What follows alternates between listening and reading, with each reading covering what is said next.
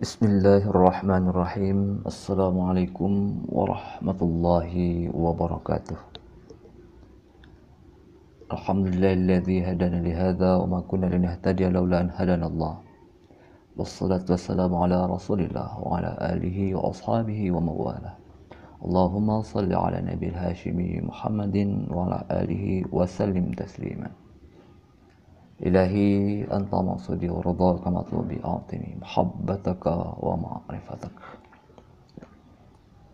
Bapak Ibu, saudara sekalian yang berbahagia, selamat datang kembali di channel kita tercinta, The Power of Zikir. Dengan zikir kita mudah, kita senang, kita bahagia. Bapak Ibu, saudara sekalian, kali ini kita akan mempelajari tentang lapisan frekuensi hati. Namun sebelum kita melanjutkan pembahasan ini, ya Bapak Ibu, satu hal yang ingin saya sampaikan, bahwa materi ini tidak susah ya. Materi ini mudah, sangat mudah. Karena itu materi ini jangan membuat kita pusing, sakit kepala, karena terjebak pada istilah-istilah sofistik yang jarang kita dengar. Bapak Ibu sekalian, apa lapisan frekuensi hati itu? Yaitu sebagaimana yang dijelaskan oleh Guru Agung Pengasa Abah Anom, Syekh Ahmad Sahibul Wafat Tajul Arifin, di dalam kuliah beliau, di mana beliau mengutip sebuah hadits qudsi bahwa Allah Subhanahu wa taala berfirman, "Banaitu fi jasad ibni Adam qasran, wa fil qasri sadran, wa fis sadri qalban, wa fil qalbi fuadan, wa fil fuadi syagafan, wa fil syagafi lubban, wa fil lubbi sirran, wa fil sirri ana." Bapak Ibu sekalian, berdasarkan hadis qudsi ini ada 7 frekuensi hati, yaitu sadar yang pertama atau dada, kemudian yang kedua qalb, fuad, syagaf, lub, sir, dan frekuensi ana. Jadi ini bagi kita, sebagian kita bisa jadi merupakan istilah-istilah baru ya Bapak Ibu. Tetapi sekali lagi ini sah ya. Ini bukanlah istilah yang berat. Terlebih apabila kita seorang pengamal zikir. Karena ketujuh lapisan frekuensi hati tadi sama dengan perjalanan zikir itu sendiri.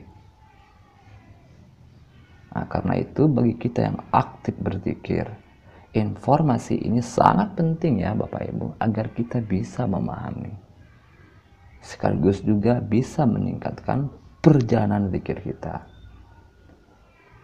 Sekaligus juga supaya kita bisa meningkatkan frekuensi hati kita. Bahkan kalau kita mampu memahami ketujuh frekuensi hati ini, kita bisa mengetahui siapa yang disebut sebagai syekh, siapa yang disebut sebagai seorang wali mursyid. Kalau kita sedang mencari atau sedang mempertanyakan perihal itu. Bapak Ibu sekalian berbahagia, sekarang untuk memudahkan pengertian kita gunakan analogi angka. Jadi dari dada, qalbu, fuad hingga ana kita aplikasikan dalam angka, yaitu dari angka 7 ya, 7, 6, 5, 4, 3 hingga 1. Dari 7 angka ini, 7 sampai 1 itu apa yang bisa kita pahami Bapak Ibu? Angka 7 dari angka 1 itu merupakan perjalanan angka dari angka terbesar 7 ke angka terkecil 1. Bisa dipahami ya Bapak Ibu. Ini sama dengan perjalanan hati kita dari dada, qalbu, fuad, syagaf, lub, sir hingga ana seperti perjalanan angka dari 7, 6, 5, 4, 3, 2, 1.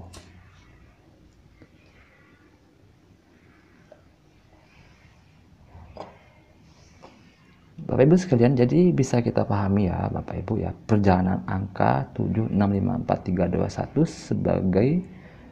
sebagai perjalanan hati dari sadar, qalbu, fuad, syarab, lub, sir hingga ana. Bapak Ibu sekalian yang berbahagia, nah pengertian kita tadi itu coba kita aplikasikan ke dalam pengalaman zikir kita. Nah sekarang Bapak Ibu, nah ketika berzikir banyak pikiran atau tidak?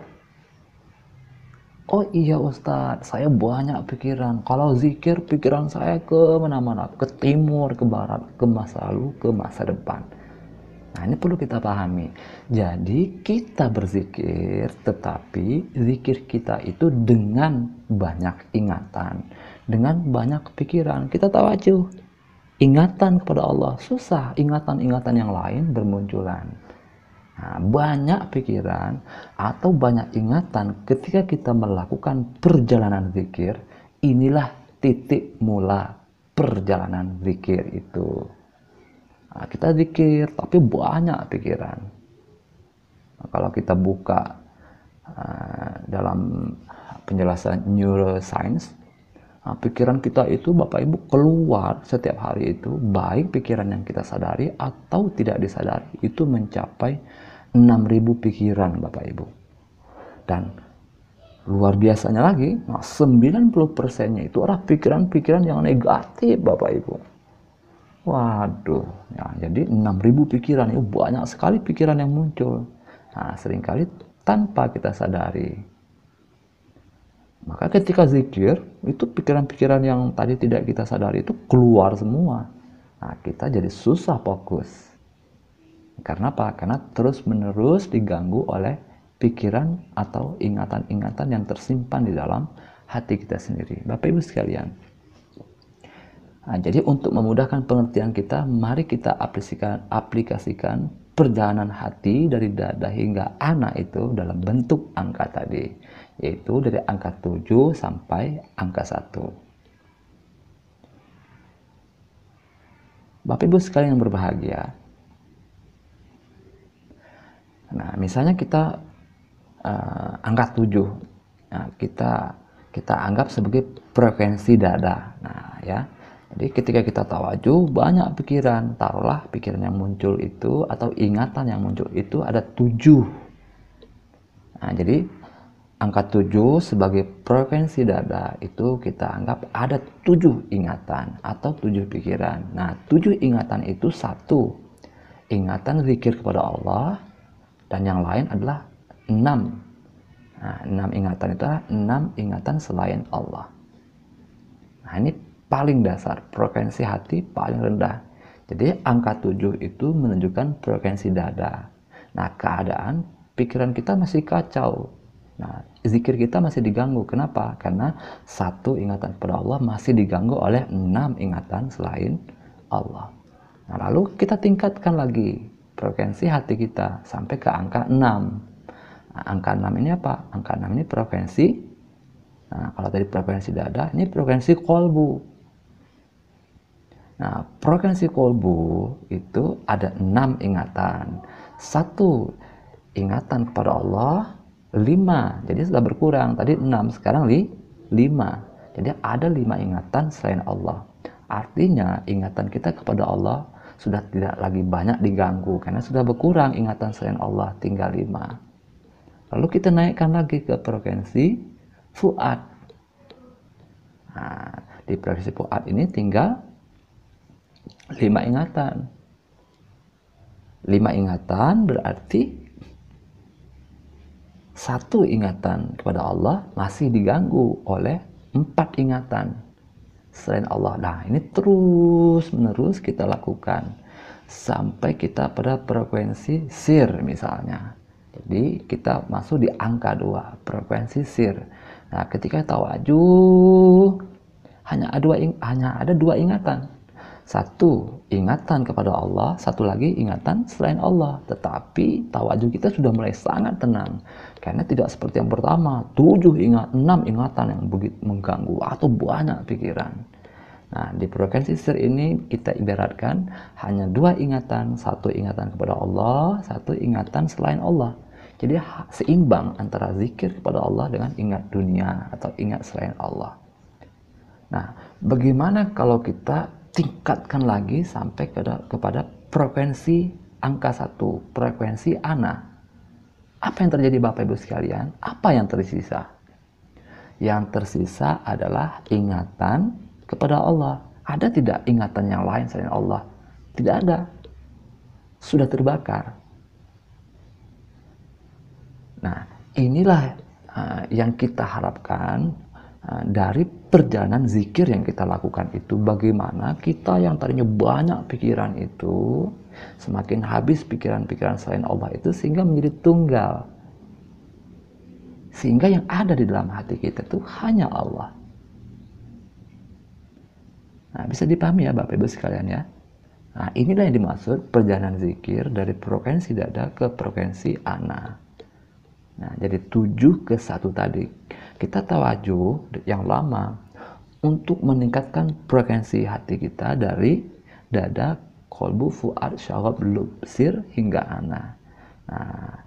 Nah, ketika kita sampai ke frekuensi ana itu artinya kita tidak lagi diganggu oleh pikiran apapun. Sudah tidak ada lagi ingatan apapun. Yang ada di situ hanya ingatan kepada Allah. Nah, seringkali perjalanan dari sadar ke fuad itu, dari sadar kolbu, fuad, syarab, lub, sir hingga ana itu kita artikan sebagai perjalanan menuju Allah. Nah, ketika seseorang sampai kepada frekuensi ana, frekuensi yang tunggal dan terpusat, itu artinya seseorang telah sampai kepada Allah. Nah, telah sampai di alam lahud. Telah sampai di dalam batinnya yang terdalam. Itulah lapisan frekuensi hati yang terdalam, yaitu frekuensi ana tadi.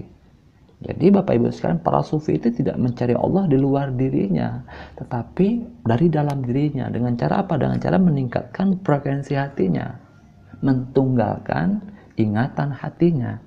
Nah, ketika ingatan itu betul-betul tunggal hanya kepada Allah, maka seseorang itu sudah dianggap sampai kepada Allah sekalian. Nah, sudah dianggap sampai kepada Allah. Makanya Imam Al-Ghazali pernah menyebut sebuah hadis di dalam kitab Ihya beliau. Seorang sahabat bertanya, "Ya Rasulullah, aina Allah? Fil ardi aw fis sama?" Nah, Rasulullah menjawab, "Fi qulubi bani Adam." Sahabat itu bertanya, "Ya Rasul, di mana Allah? Apakah di langit atau di bumi?" Rasulullah menjawab, Allah itu berada di dalam hati-hati anak Adam. Hati yang terdalam, hati lapisan frekuensi yang tadi disebutkan, yaitu lapisan frekuensi ana. Bapak Ibu sekalian berbahagia, sampai di sini bisa dipahami ya Bapak Ibu. Nah, mudah-mudahan ini saya sudah istihad loh Bapak Ibu, berjuang untuk menjelaskan ini. Nah, semoga Bapak Ibu bisa memahami ini ya. Begitu. Bapak Ibu sekalian, mari kita lanjutkan. Nah, bila demikian, penting tidak bagi kita untuk mengetahui istilah-istilah frekuensi hati tadi. Dada, kolbu, fuad, syarab, lub, sir, ana tadi. Perlu tidak kita mengetahuinya? Atau dalam istilah lain ada mulki, malakut, jabarut, lahut. Perlu tidak kita mengetahui istilah-istilah itu dalam rangka untuk meningkatkan perjalanan zikir kita, dalam rangka untuk menguatkan spiritualitas kita. Nah, perlu tidak kita mengetahuinya Bapak Ibu? Nah, pada satu sisi istilah-istilah sofistik tadi itu tidak begitu kita perlukan Bapak Ibu. Karena kunci utama perjalanan zikir itu atau penguatan spiritualitas kita itu tidak terletak pada istilah-istilah tadi itu, tapi terletak pada zikir itu sendiri. Nah, bila kita benar zikirnya, otomatis perjalanan zikir kita akan menembus 7 lapisan frekuensi hati tadi. Otomatis kalau zikir kita benar, kita akan menembus, melewati 4 lapis alam. Mulki, malakut, jabarut, lahut. Walaupun kita tidak mengenal, kita tidak mengetahui istilah-istilah sofistik tadi itu, Bapak Ibu sekalian. Maka ada orang mengatakan, ngapain ilmu, yang penting amal. Nah, itu betul kalau amalnya benar, zikirnya benar, gitu. Tidak terjebak pada ilusi-ilusi. Namun di satu sisi yang lain, Bapak Ibu sekalian, nah, itu tadi di satu sisi ya. Namun di satu sisi yang lain, kita pun perlu mengetahui loh, Bapak-bapak, Bapak Ibu, istilah tadi itu. Untuk apa? Agar zikir kita, nah ini, tidak terjebak pada ilusi-ilusi zikir yang akhirnya menyebabkan kita tertipu, merasa sudah sampai karena pengalaman-pengalaman yang bersifat batin, yang bersifat ilusi, cahaya, ilusi samudra, ilusi dari pendengaran, dari penciuman, dari indera. Nah, padahal sebetulnya dia terjebak di dalam ilusi-ilusi itu. Nah, padahal ternyata perjalanan zikirnya belum sesuai dengan yang diharapkan oleh para guru gitu. Kenapa hal ini terjadi? Karena dia tidak mengetahui. Nah, karena dia tidak mengetahui bagaimana melakukan zikir yang benar, bagaimana cara menjalankan zikir agar zikir itu benar-benar menyampaikannya kepada Allah. Maka dalam sebuah hadis, Syekh Abdul Qadir Al-Jailani menyebutkan di dalam Al-Fatah Ar-Rattani, man abadallaha ala jahlin kana ma yufsiduhu aktsara mimma yuslihu. Orang yang beribadah kepada Allah, orang yang berzikir kepada Allah dengan kebodohan, mafsadat yang dimunculkannya lebih banyak ketimbang maslahatnya. Nah, Guru Agung Pangarsa Abah Anom juga menyepakati itu. Maka beliau membuat sebuah motto yang dilekatkan di dalam logo Institut Agama Islam Latifah Mubarakiyah Pondok Pesantren Suryalaya, yaitu ilmu amaliyah, amal ilmiah. Ilmu harus diamalkan, ilmu harus berpotensi untuk menjadi amaliyah. Amal ilmiah, amal harus berdasarkan pada ilmu. Nah, kalau kita merasa perjalanan zikir kita mandek, stuck, tidak berkembang, mungkin satu hal yang kita lupakan. Kita melupakan ilmu. Kita melupakan dimensi ilmiah daripada zikir itu. Sehingga ya udah stuck, tidak berkembang, stagnan, mandek zikirnya. Bapak Ibu sekalian yang berbahagia, bagi kita yang telah lama belajar zikir, ada baiknya kita mengenal 7 lapisan frekuensi hati ini, sehingga kita bisa mengetahui di posisi frekuensi yang mana perjalanan zikir yang telah kita amalkan itu. Dengan pengetahuan yang baik dan jujur akan hal ini, maka tentu selanjutnya kita akan berupaya meningkatkan kualitas frekuensi hati kita, meningkatkan perjalanan zikir kita. Nah, mari kita pertajam Bapak Ibu sekalian 7 lapisan frekuensi hati ini. Namun lagi-lagi nanti alat yang kita gunakan untuk memudahkan pengertian kita dalam hal ini adalah zikir kepada Allah. Dalam hal ini adalah saya gunakan zikir tarekat, yaitu tawajuh yang lama. Nah, tawajuh yang lama 30 sampai 1 jam. Atau dalam bahasa umum disebut meditasi zikir. Baik Bapak Ibu sekalian. Frekuensi yang pertama adalah frekuensi dada. Nah, frekuensi dada ini merupakan frekuensi yang paling rendah. Bagaimana keadaan pikiran ketika kita berzikir di tingkat frekuensi dada ini, nah pikiran kita itu sangat kacau, banyak pikiran, kacau balau pikiran kita. Zikir, wah tapi kacau pikiran kita. Susah kita untuk fokus, untuk khusyuk ketika berzikir, sangat susah. Jadi keadaan batin kita itu macam benang kusut, sangat susah untuk diurai. Nah, kemudian bagaimana cara kita mengetahui keadaan frekuensi hati ini? Ya kita duduk diam tawajuh atau meditasi zikir, ya kira-kira 30 menit. Nanti akan kita rasakan ketika kita tawajuh itu, wah pikiran saya kemana-mana sangat kacau. Aduh maaf ibu ya. Jadi pikiran kita kemana-mana sangat kacau. Sangat kacau sekali. Kita tidak bisa menyadari pikiran kita sendiri. Tetapi kita bisa merasakan reaksi fisiologis atau psikosomatik yang parah. Kita merasakan dengan sangat cepat kekacauan batin itu di badan kita sendiri. Wah, kepala kita jadi pusing, pandangan gelap, kaki kesemutan, wah punggung pegal-pegal, dan gejala psikosomatik lainnya. Nah, bila kita bisa merasakan gejala psikosomatik demikian, berarti kita sedang berada di frekuensi dada ini, frekuensi hati paling rendah. Nah, jadi dengan zikir atau tawajuh tadi, kita bisa tahu persis bagaimana keadaan hati kita sesungguhnya dengan penuh keyakinan dan kejujuran. Nah, paham ya Bapak Ibu sekalian ya? Nah, kemudian apa nafsu yang dominan di tingkat frekuensi dada ini? Nafsu yang dominan adalah nafsu ammarah. Apa isinya?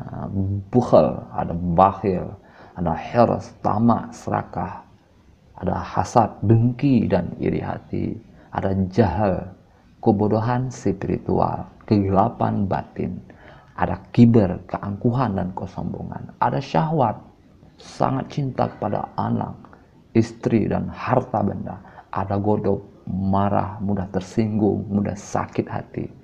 Nah, kalau kita mudah tersinggung, mudah sakit hati, itu karena keadaan hati kita masih di frekuensi dada. Batin kita masih gelisah, masih kacau balau, karena terus-menerus diganggu oleh pikiran-pikiran atau memori-memori negatif yang masih tersimpan di dalam wadah hati kita. Nah, coba Bapak Ibu nonton video saya sebelumnya ya, yang berjudul Warma Trifungsi Hati. Ada 3 fungsi hati, yaitu warma, wadah, hati sebagai wadah, hati sebagai raja, dan hati sebagai magnet. Nah, itu wadah hati kita isinya apa?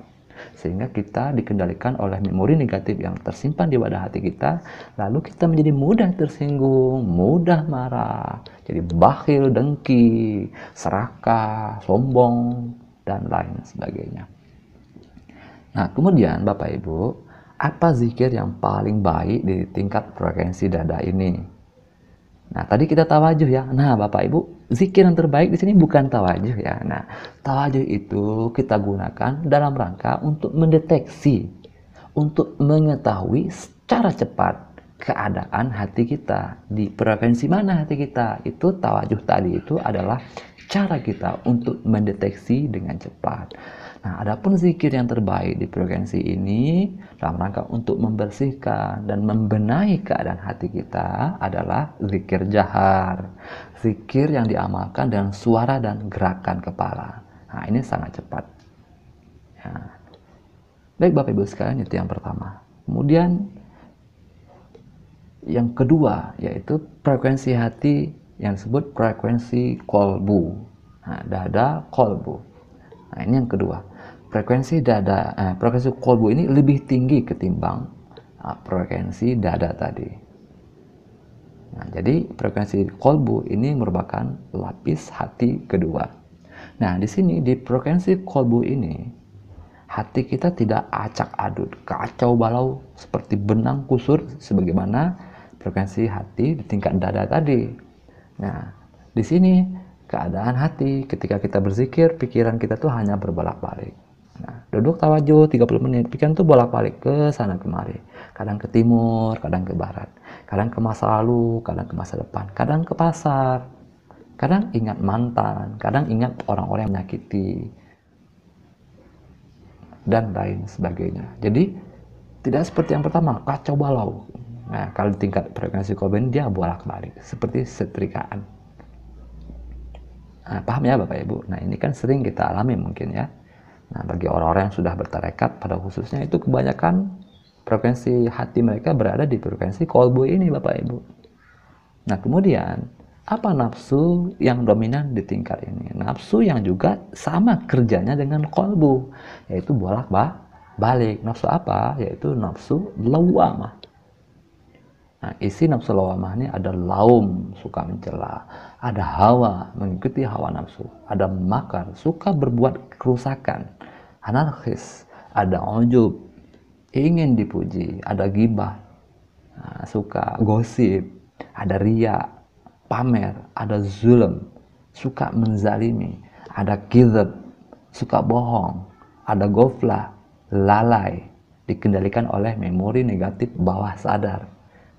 Nah, kalau kita masih suka mencela, masih suka gibah, masih suka ingin dilihat orang, berbohong dan sebagainya, itu menunjukkan kita masih berada di frekuensi kolbu. Nah, untuk membersihkan hati kita di tingkat ini, apa zikir yang terbaik?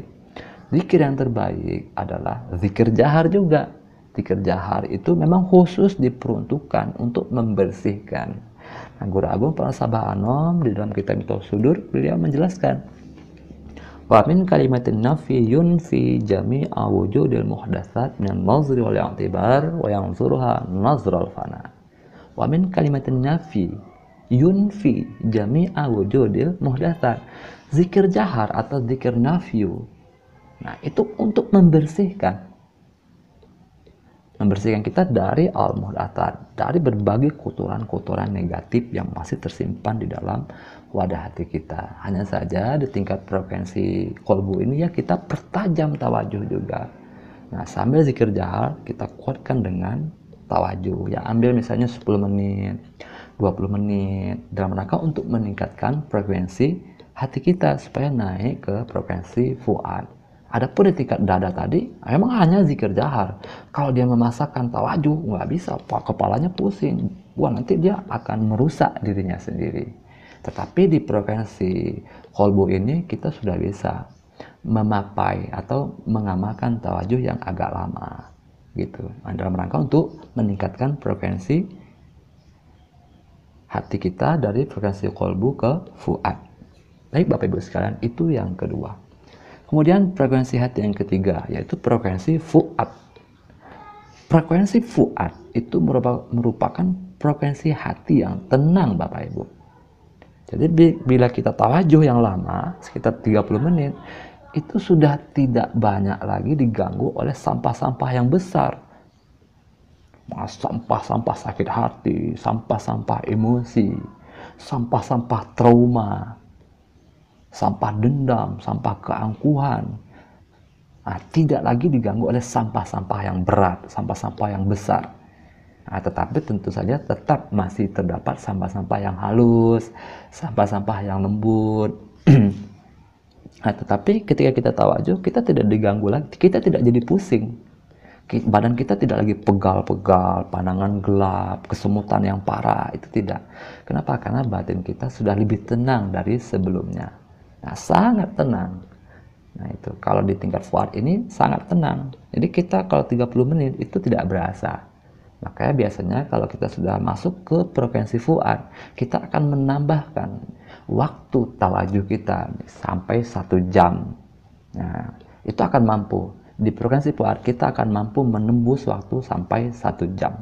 Jadi tidak 30 menit lagi karena batin kita udah lebih tenang gitu Bapak Ibu. Mengenai fuad ini Allah berfirman di dalam surah Al-Qasas ayat 10. Wa asbaha fuadu ummi Musa fariqa. Fuad ibu Musa itu menjadi faril. Apa faril itu? Artinya kosong, tak ada pikiran.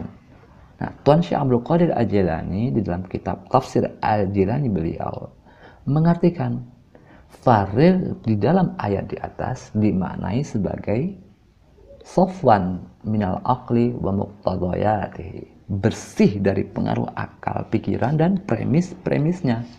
Artinya Farid itu kosong, tak ada pikiran. Nah, sangat tenang. Nah, kata orang, istilah lainnya disebut lost mind atau zero mind. Betul-betul tak ada pikiran. Nah, apa istilah yang paling tepat untuk menggambarkan keadaan hati yang tenang di tingkat fuad ini?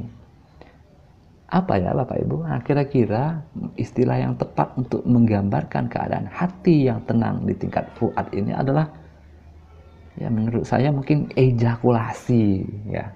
Ejakulasi Bapak Ibu. Paham ya maksud saya ejakulasi? Nah, kalau Bapak Ibu yang sudah menikah pasti paham ya ejakulasi itu. Nah, bagaimana Bapak Ibu ketika mengalami ejakulasi? Pikiran itu tenang ya Bapak Ibu, kosong, tak ada pikiran. Batin itu sangat tenang sekali. Nah, seperti ketenangan itulah keadaan hati kita kalau hati kita sudah sampai di frekuensi fuad. Makanya tawadhu 1 jam tidak terasa lelah, tidak terasa capek. Kok sebentar banget 1 jam? Karena batinnya sangat tenang. Nah, maka dalam Islam itu, kenapa kok saya kadang-kadang berpikir, kenapa Islam itu sangat mengharuskan para ibu untuk tidak menolak suaminya ketika diajak ke ranjang. Nah, bisa jadi ini salah satu rahasianya. Karena di dalam hubungan itu, nah, itu ada pengalaman ini, pengalaman ejakulasi. Ketika seseorang mengalami ejakulasi, pikirannya yang kacau bala berantakan tadi sepulang kantor, nah, si bapak pada khususnya ya, ketika si bapak itu mengalami ejakulasi, pikirannya langsung terpusat, terhimpun di dalam pengalaman ejakulasi itu, dan langsung saat itu juga sangat tenang dia. Nah, dia pun bisa tidur dengan tenang, tidur dengan kualitas yang baik. Nah, jadi tidurnya menjadi berkualitas. Jadi alam tidurnya setelah dia mendapatkan ejakulasi itu, nah, tidak seperti ombak samudra, macam ombak pecah.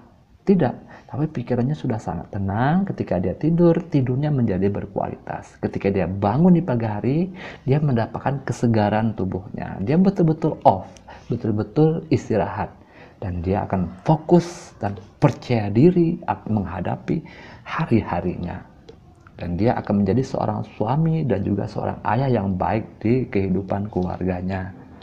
Ya, kalau pikiran kacau, gelisah, banyak pikiran, tidur pun tak tenang. Tidur macam ombak pecah. Wah, alam bawah sadarnya tidak tenang. Nah, ketika dia bangun, wah, masih capek, masih pusing kepalanya. Dengan keadaan hati yang demikian, tentu dia tidak akan mampu memimpin rumah tangganya. Dirinya sendiri aja tidak mampu dipimpin, apalagi memimpin orang lain, dia tidak akan mampu. Bapak Ibu sekalian yang berbahagia, di tingkat fuad ini ketika kita tawajuh ya, kadang-kadang kita saking tenangnya tuh kita terkantuk-kantuk. Bahkan tidak jarang seorang yang tawajuh yang lama itu sampai tertidur Bapak Ibu, saking tenangnya. Ya, tidur ketika tawajuh, itu kan luar biasa. Nah, karena batinnya sangat tenang. Maka ada orang mengatakan bahwa tertidur ketika tawajuh itu merupakan salah satu keberhasilan zikir. Karena memang batin itu menjadi sangat tenang. Kalau Anda gelisah, banyak pikiran, jangankan tidur duduk tawajuh. Sudah di bantal, sudah di kasur, masih tak bisa tidur. Ada kan seperti itu, wah susah tidur. Nah, ini dibawa duduk tawajuh, batinnya langsung tenang gitu.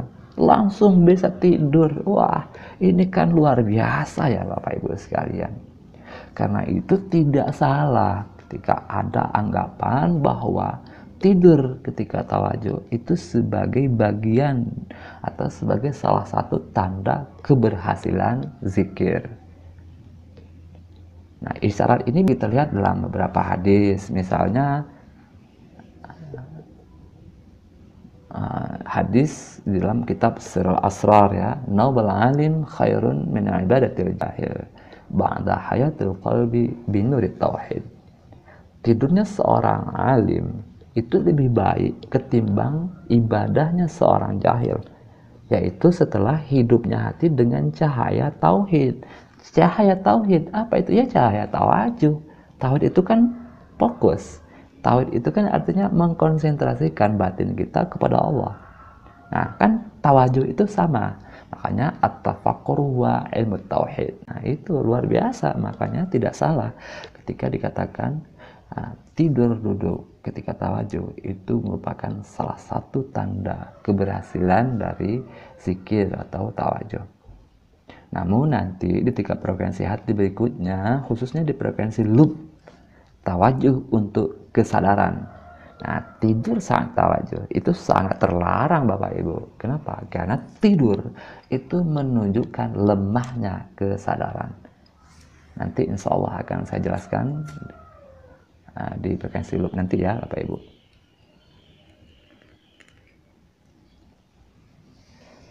Nah, kemudian Bapak Ibu sekalian, apa nafsu yang dominan di tingkat loop, di tingkat fuad ini?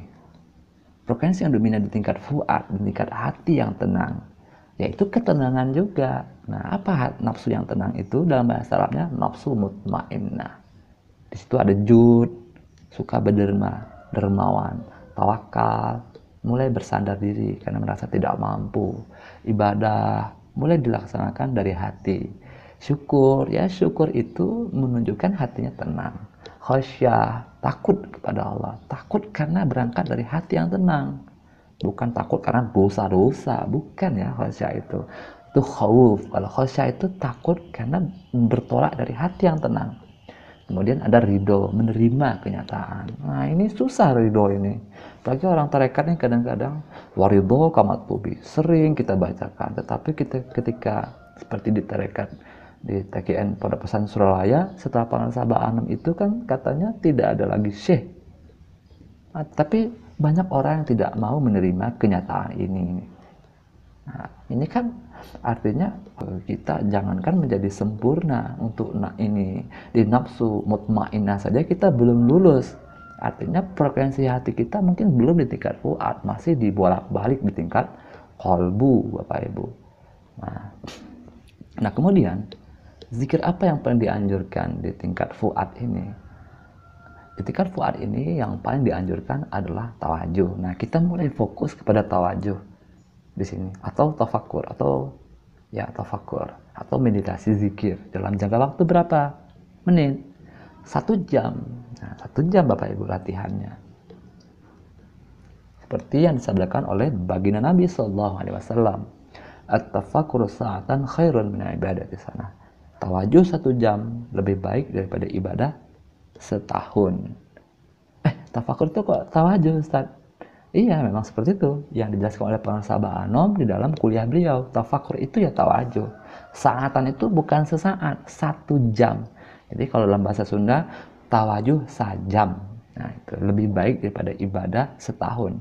Itu dijelaskan oleh Pengasabah Anom di dalam kitab kuliah subuh beliau dalam berbahasa Sunda. Baik Bapak Ibu sekalian, itu frekuensi hati yang ketiga. Kita masuk ke frekuensi hati yang keempat. Frekuensi hati yang keempat itu adalah frekuensi saghaf. Apa itu saghaf? Cinta yang dalam. Dalam Al-Quran disebutkan qad syaghafa hubba. Cinta yang sangat dalam. Nah, bisa dikatakan keadaan hati di tingkat syagaf merupakan buah atau kelanjutan dari fuad tadi. Nah, fuad tadi kan hati yang tenang ya Bapak Ibu. Nah, setelah fuad baru syagaf. Artinya apa? Setelah hati tenang baru ada cinta dan kemesraan. Jadi cinta itu suatu keadaan yang baru datang setelah hati tenang gitu. Syagaf itu sebelumnya fuad dulu. Fuad baru syagaf. Tenang baru cinta gitu. Ya emang begitu ya Bapak Ibu sekalian ya. Dalam kehidupan kita juga kita sering merasakan demikian. Tidak mungkin kita cinta mesra sama pasangan hati tak tenang. Nah, dia bau datang dari pasar. Nah, bisa Ibu mencintai dia, mesra sama dia? Tidak bisa. Bapak Ibu harus tenang, harus nyaman. Di di dekat dia.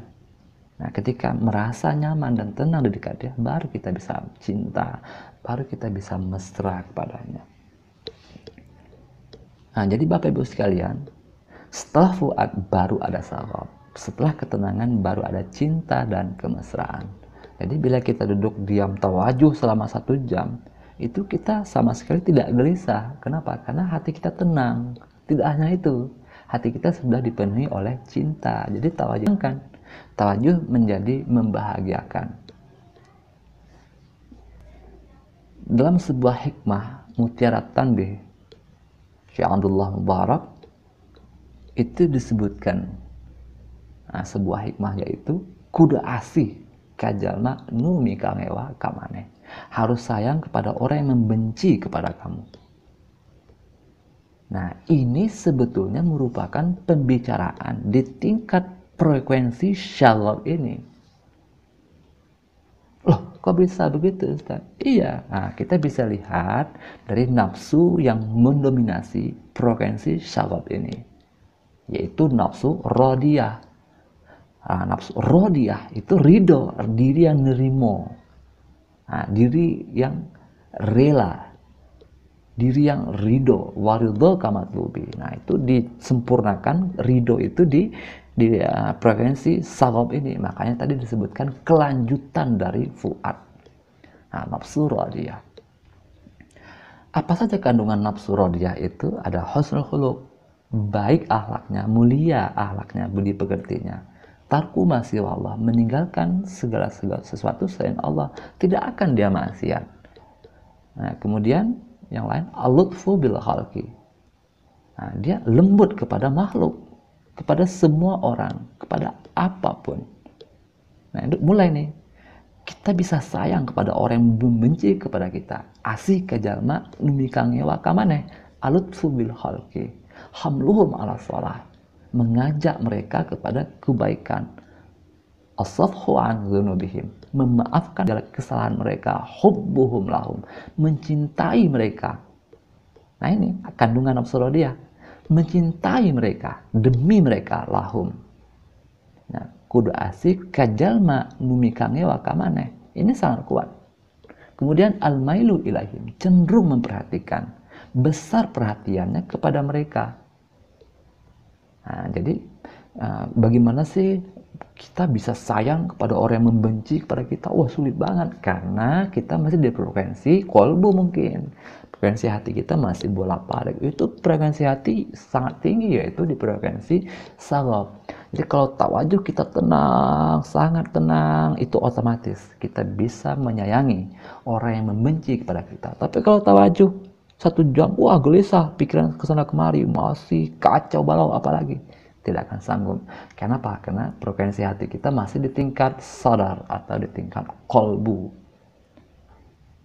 Nah, jadi Bapak Ibu sekalian berbahaya. Nah, kemudian, apa zikir yang paling dianjurkan? Ya, sama seperti yang tadi di tingkat fuad, yaitu tawajuh yang lama, 1 jam. Tapi dengan kualitas yang lebih tinggi tentu saja. Nah, kalau tadi at-tafakkur sa'atan khairun min ibadati sana, lebih baik daripada ibadah setahun, maka hadis yang kita gunakan di sini adalah at-tafakkur sa'atan khairun min ibadati sab'ina sana. Tawajuh 1 jam itu lebih baik daripada ibadah 70 tahun.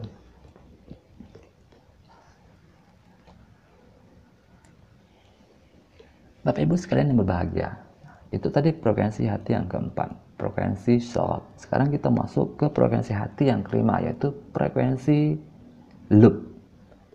Nah, frekuensi lub tadi sudah sedikit saya jelas sentuh ya, saya sentuh di ketika pembahasan frekuensi fuad. Nah, frekuensi lub ini merupakan frekuensi hati untuk kecerdasan spiritual, Bapak Ibu. Maka disebut lub. Lub itu kalau kita buka kamus artinya akal. Tapi akal yang seperti apa? Akal intelektual? Tidak. Akal spiritual. Atau bahasa lainnya akal makrifat. Nah, akal ini baru bisa bekerja ketika hati sudah tenang. Di tingkat fuad, ketika hati sudah dipenuhi cinta, di tingkat syagab tadi, baru kita masuk ke lub. Baru akal makrifat kita bisa bekerja. Nah, maka di sini kita berbicara tentang kesadaran. Kenapa? Karena memang untuk mendapatkan ma'rifat itu kita harus besar kesadaran. Jadi di dalam menyadari itu kita melihat dengan jelas kefanaan dunia ini. Semua fenomena yang ada di dunia ini selain Allah tidak ada yang tetap. Semua berubah, semua timbul tenggelam, datang dan pergi. Dengan menyadari fananya dunia ini, dengan bisa kemampuan melihat dengan jelas kefanaan dunia ini, nah nanti disitulah akan lahir ma'rifat, akan lahir pengetahuan-pengetahuan spiritual. Untuk bisa memiliki kesadaran yang besar, untuk bisa menyadari mau tidak mau, batin kita harus tenang, harus penuh cinta, harus melewati frekuensi fuad dan syahwat tadi. Jadi batin sangat tenang. Nah, kalau kita bawa ke dalam tawajuh, kita sudah tenang, sudah bahagia. Nah, ketika kita sudah mampu bahagia di dalam tawajuh yang lama, di situ kita baru bisa melaksanakan tawajuh untuk kesadaran. Bapak Ibu sekalian yang berbahagia, di dalam ilmu neuroscience, kita mengenal adanya pikiran sadar dan pikiran bawah sadar ya. Pikiran sadar itu 12% katanya. Nah, pikiran sadar 12%, ya kan? Pikiran bawah sadar itu 88%. Jadi kesadaran kita atau dalam bahasa tasawuf hudur kita itu 12%. Nah, sisanya ketidaksadaran atau ghaflah itu 88%. Nah, karena itu kenapa kita berzikir terus, menguatkan tawajuh kita, meningkatkan kesadaran kita selama berjam-jam dalam duduk tawajuh itu. Untuk apa? Adalah untuk memperbesar atau meningkatkan kesadaran hati kita. Yang tadinya itu 12%, meningkat jadi 13, meningkat menjadi 20, jadi 37, jadi 40, dan seterusnya, sehingga kita memiliki kesadaran setiap saat. Kesadaran itu penuh di dalam batin kita. Artinya hanya Allah di dalam hati kita. Nah, meningkatnya kesadaran ini, istilah lainnya disebut juga dengan meningkatnya rasa. Meningkatnya rasa spiritual kita. Nah, jadi itu Bapak Ibu ya. Jadi di balik kesadaran itulah nanti, nah, di balik meningkatnya rasa spiritual kita itu, disitulah ada pembicaraan mengenai ma'rifat, mengenai al-hikmah, mengenai kearifan spiritual atau spiritual wisdom ya kalau dalam bahasa Inggris, dan lain sebagainya. Nah, kecerdasan spiritual. Nah, kemudian apa nafsu yang dominan di frekuensi loop ini? Nah, nafsu yang dominan di sini di dalam diagram Latifah 7 itu ya, yaitu nafsu mardiyah. Apa kandungannya? Yaitu ilmul yakin, ainul yakin, dan haqqul yakin. Apa maksudnya? Ilmul yakin, kita mengetahui dengan penuh kesadaran bahwa dunia yang luas, bahwa adanya dunia yang luas di dalam hati kita. Ainul yakin, ain itu melihat, ainul yakin, melihat dengan yakin. Jadi kita benar-benar bisa melihat dengan jelas fenomena-fenomena yang ada di dunia batin kita. Hakul yakin, yakin beneran, benar-benar yakin. Apa maksudnya? Bahwa selain Allah adalah fana, selain Allah rusak, selain Allah berubah. Nah, kita bisa melihat semua kefanaan itu dengan sangat jelas. Nah, sehingga kita betul-betul yakin, hakul yakin. Nah, semua proses dari ilmu yakin, ainul yakin, dan hakul yakin tadi itu ada di dalam duduk diam tawajuh yang lama. Atau tawakuf bahasa yang paling tepat. Yaitu selama 1 jam. Nah, sesuai dengan yang direkomendasikan oleh baginda Nabi Muhammad SAW. Nah, kita terus menerus tawajuh atau tawakuf dalam rangka untuk menguatkan kesadaran batin kita. Nah, itu tadi frekuensi hati yang kelima, yaitu frekuensi loop, Bapak Ibu ya. Sekarang kita naik ke frekuensi 6 dan 7 sekaligus, yaitu frekuensi sir dan ana. Bapak Ibu sekalian, sir itu apa artinya? Bahasa Arab ini. Nah, sir itu artinya rahasia, secret kalau bahasa Inggris. Nah, ini merupakan kelanjutan dari frekuensi loop. Nah, di tingkat ini pelajaran tentang kesadaran semakin dipertajam. Bapak Ibu sekalian, batin kita ini sebetulnya ada dua bentuk aktivitas ya Bapak Ibu. Yang pertama batin yang aktif, yang kedua adalah batin yang pasif. Selama ini batin kita terlalu aktif Bapak Ibu, aktif berpikir, aktif menilai, mengomentari, menanggapi, aktif berpikir, memikirkan, aktif menganalisis. Nah, sementara batin kita yang pasif hampir tidak mendapatkan perhatian, hampir tak punya energi, karena habis diambil semuanya oleh batin yang aktif. Apa batin yang pasif itu? Yaitu batin yang menyadari, batin yang mengetahui, batin yang ma'rifat, atau batin yang arif, yang mengetahui, yang menyadari. Nah, jadi pembicaraan tentang frekuensi sir ini adalah dalam rangka untuk menguatkan batin yang pasif itu, batin yang menyadari itu, atau batin yang ma'rifat, yang arif itu. Sir, nah, itu dari bahasa Arab artinya apa? Rahasia. Ya rahasia, hanya saja sebagian sufi ada yang mengartikan sir itu artinya rasa.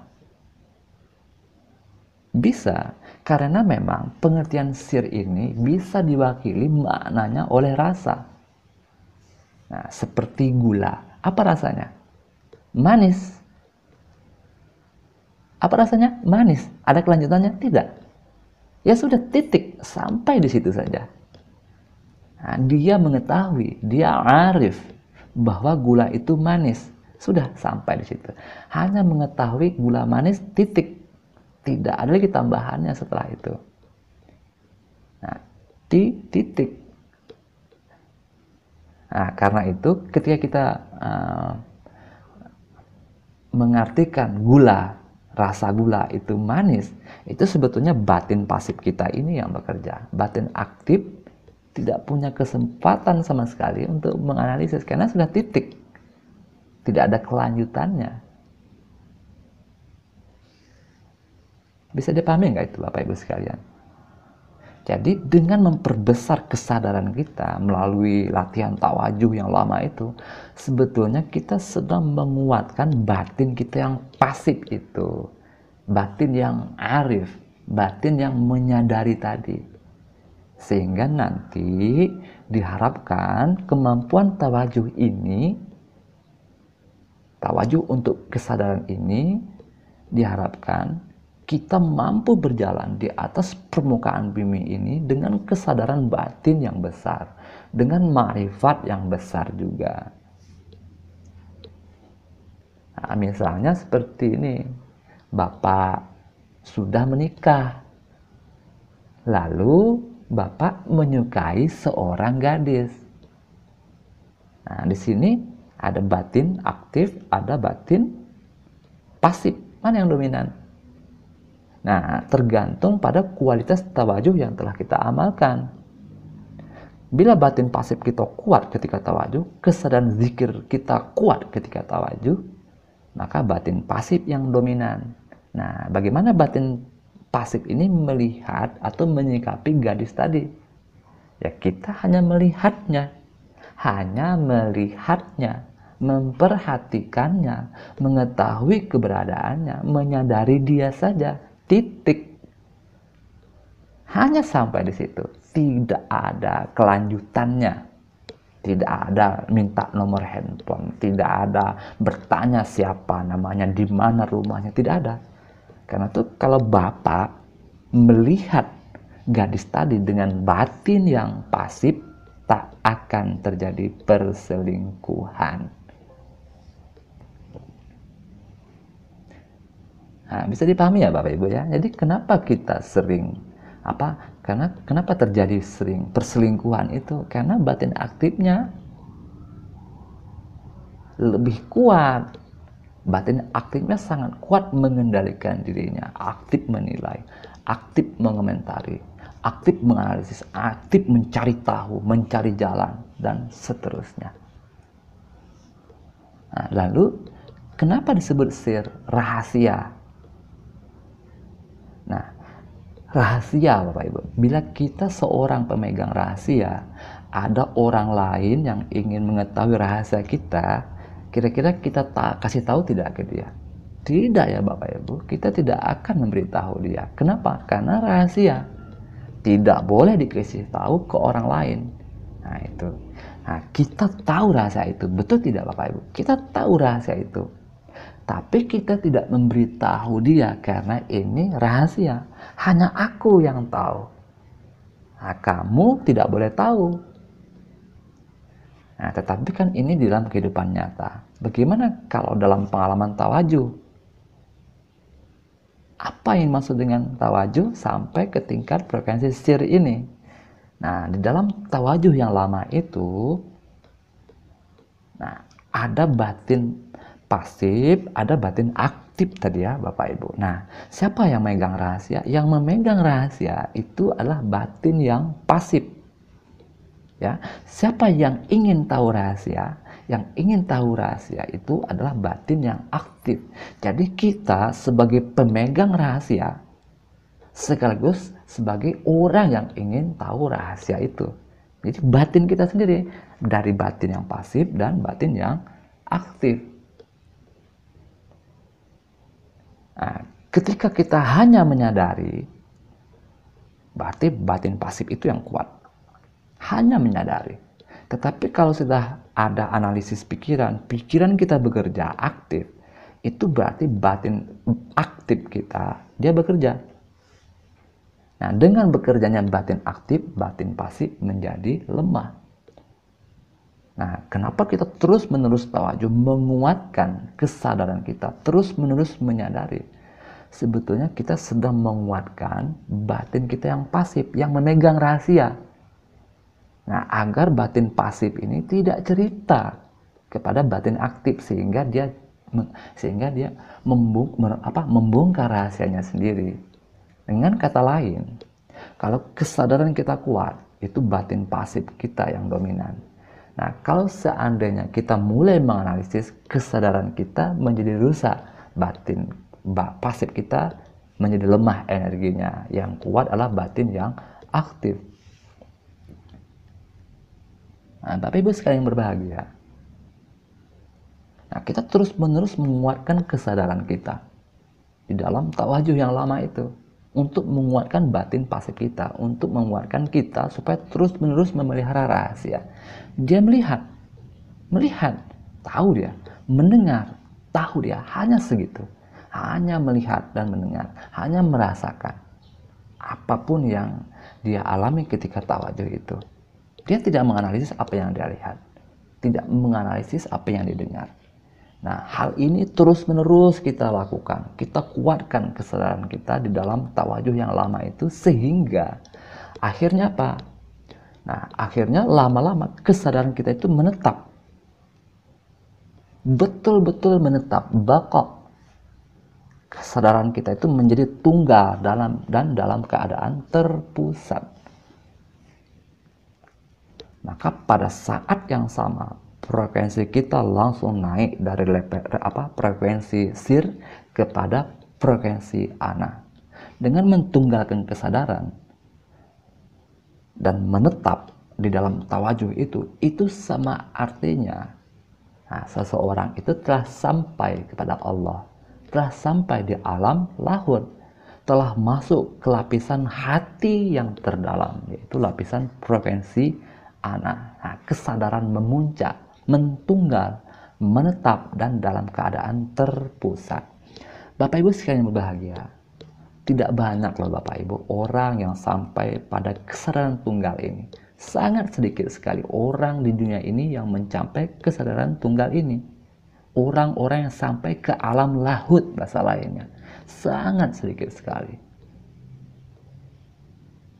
Ya mungkin Tuan Syekh Abdul Qadir Al-Jailani pernah mengalami hal ini selama 3 tahun. Sunan Kalijaga duduk di pinggir sungai selama duduk diam tawajuh selama berapa? Selama 10 tahun.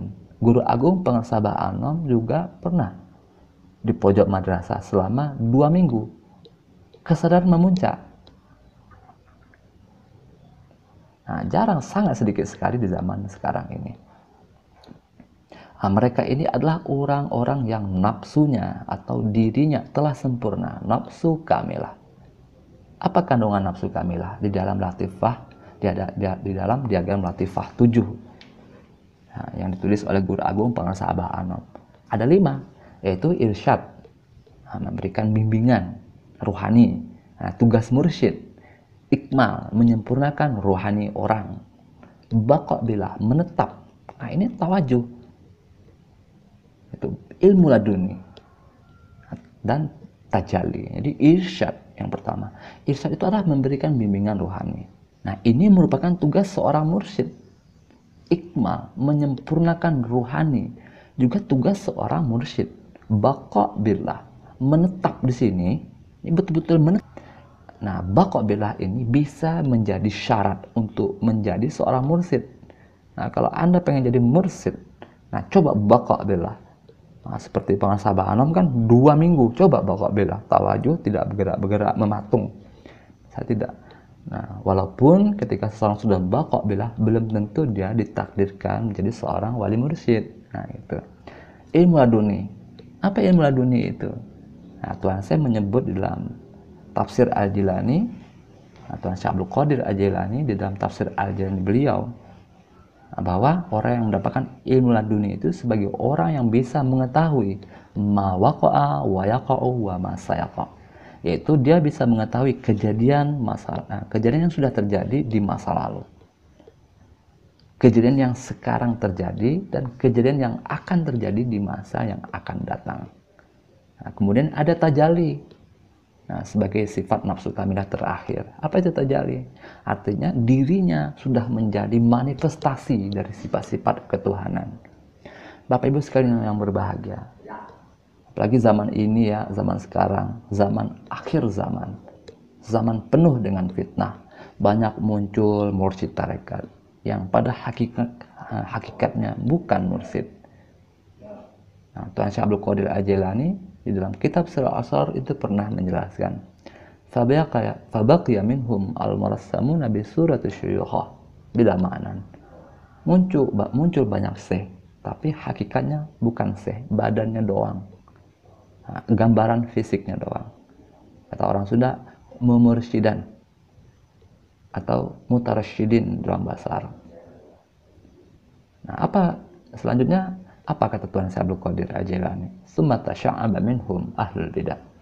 Muncullah dari tarekat yang seperti itu ahli-ahli bidah di tingkat tarekat, yang mereka juga mengajarkan zikir, mengajarkan amalan-amalan tarekat, mengajarkan tanbih, tapi sebetulnya sama sekali tidak menyampaikan pada Allah. Malah tarekat yang demikian hanya memunculkan kesombongan dan kesombongan. Nah, di dalam kitab Sirah Asrar juga dijelaskan, mereka berzikir juga seperti kita berzikir. Mereka mengamalkan ajaran tarekat sebagaimana orang-orang tarekat mengamalkan, tetapi mereka untuk kesombongan. Wa idza qila lahum la ilaha illallah wa hum yastakbirun. Zikir la ilaha illallah juga, tetapi buahnya adalah istikbar, kesombongan. Nah, kadang-kadang baru riadah-riadah khusus, baru bisa puasa tahunan, bisa melek tahunan, baru bisa terbang di udara, bisa mengetahui rahasia badan, dan sebagainya, karomah-karomah yang lainnya. Lalu merasa dirinya pantas menjadi seorang mursyid. Padahal seluruh kemuliaan tadi itu baru di tingkat yang sangat rendah sekali, yaitu di alam mulki, alam dunia. Nah, dari 4 alam yang disebut oleh Tuan Syekh Abdul Qadir, yaitu mulki, malakut, jabarut, lahut. Sementara seorang mursyid mukhbar min alamil lahut, dapat informasi dari alam lahut. Artinya ruh mursyid itu telah di alam lahut. Makanya dia bisa mendapatkan informasi dari alam lahut. Nah, ini kadang-kadang baru di alam mulki, baru di alam malakut. Wah, sudah merasa bisa dakwah. Dakwah itu kan ujian yang paling berat yang harus dilalui seorang salik ketika dia sedang berada di alam jabarut. Dakwah rububiyah, dakwah nubuwah, dakwah rububiyah. Itu. Dakwah merasa. Nah, kemudian apa ciri alam lahut? Apa ciri alam laut itu, Bapak Ibu sekalian? Nah, itu. Ya, universal. Alam laut itu kuliah, universal. Kudus, sangat suci. Tetap tak goyang, itu alam laut. Tunggal. Dalam universalitasnya, ahad dalam universalitasnya, ya baqa billah itu. Anda tawajuh bisa sampai sehari, 2 hari, seminggu, 2 minggu tidak bergerak, ya udah itu baqa billah. Nah, seperti yang saya katakan tadi, tidak banyak orang yang memiliki kesadaran yang menetap, tunggal, orang-orang yang baqa billah. Ya, yang saya ketahui ya hanya itu tadi, Syekh Abdul Qadir Al-Jilani, Sunan Kalijaga, yang Guru Agung Pengarsa Abah Anom. Ya, mungkin masih banyak lagi yang lain, cuma ya saya mungkin tidak mengetahuinya. Nah, Pengarsa Abah Anom 2 minggu di pojok madrasah, duduk diam tak bergerak, saking menetapnya kesadaran beliau. Sehingga apa? Beliau tidak sudah mampu melihat sejarah, melipat waktu, tidak ada lagi waktu, karena alam lahut, tidak ada masa depan, tidak ada masa lalu, tidak ada dimensi dunia ini. Jadi orang yang baqa billah itu benar-benar terlepas dari dimensi dunia, dimensi ruang dan waktu, betul-betul menetap baqa billah di alam baqa, yaitu alam lahut. Jadi Ustadz Sunan Kalijaga itu lebih hebat dong dari Abah Anom, lebih hebat dong dari Syekh Abdul Qadir Al-Jilani. Oh, bukan itu maksudnya, Bapak Ibu sekalian. Orang kalau sudah baqa billah, mereka bisa kapanpun duduk diam demikian bertahun-tahun. Mereka mau berapa tahun pun bisa. Pengarsa Abah Anom 2 minggu itu karena pengarsa Abah tidak menganggap penting itu. Tuhan saya 3 tahun, karena memang tidak menganggap penting itu, karena setelah 3 tahun kan ditugaskan oleh Nabi Khidir masuk ke Baghdad. Pengarsa Abah Anom setelah 2 minggu dibangunkan oleh pengarsa Abah Sepuh. Kenapa? Karena akan ada tugas yang baru yang beliau himpun. Jadi para sufi yang sudah baqa billah, bukan berarti mereka tidak bisa bertahun-tahun seperti Sunan Kalijaga, bisa, tapi mereka tidak menganggap itu penting. Yang lebih penting daripada itu adalah mereka turun ke bumi melakukan irsyad. Nah, itu nafsu kamilah tadi Bapak Ibu ya tahu kan?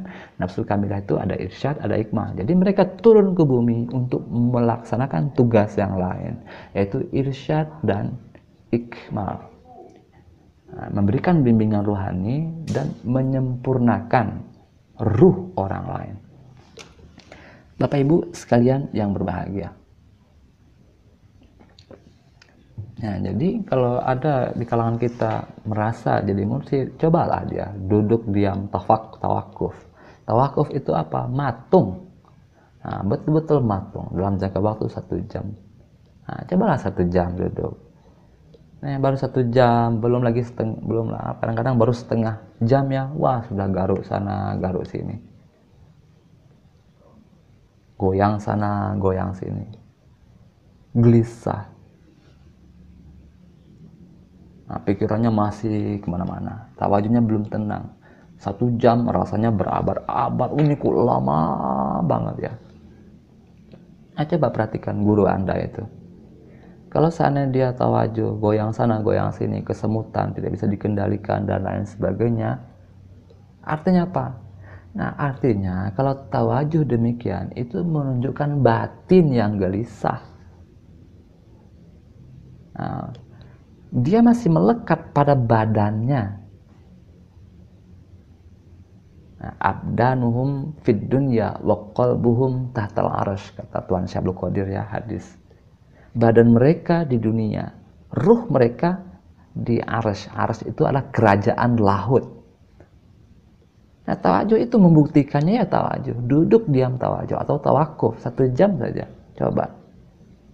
Melekat pada kesemutan, tidak tahan mengendalikan badan, itu menunjukkan batinnya melekat kepada badannya. Abdanun fi dunya wa qalbun tatal arsy, masih jauh sekali. Dia belum bisa menaklukkan badannya, ruhnya masih melekat pada badannya sendiri.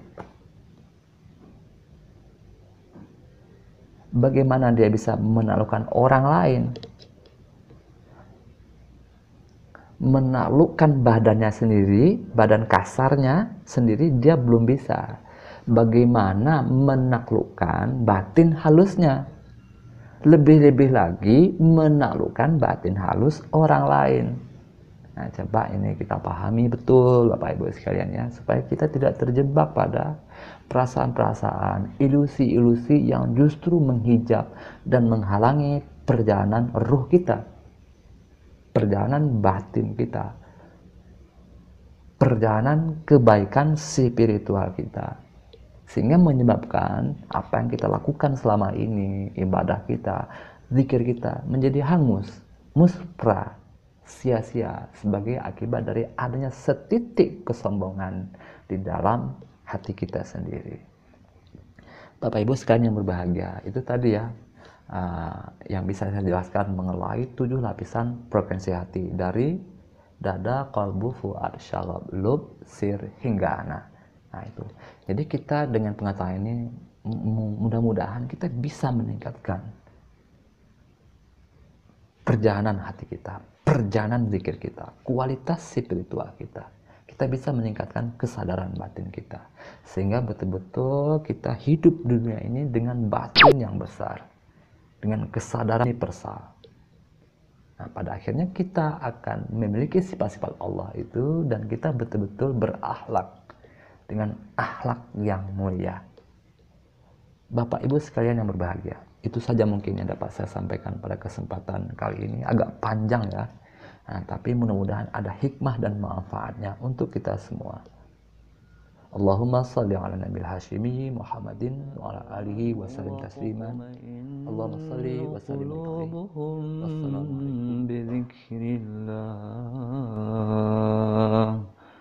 ala bizikrillah tatma'innul qulub.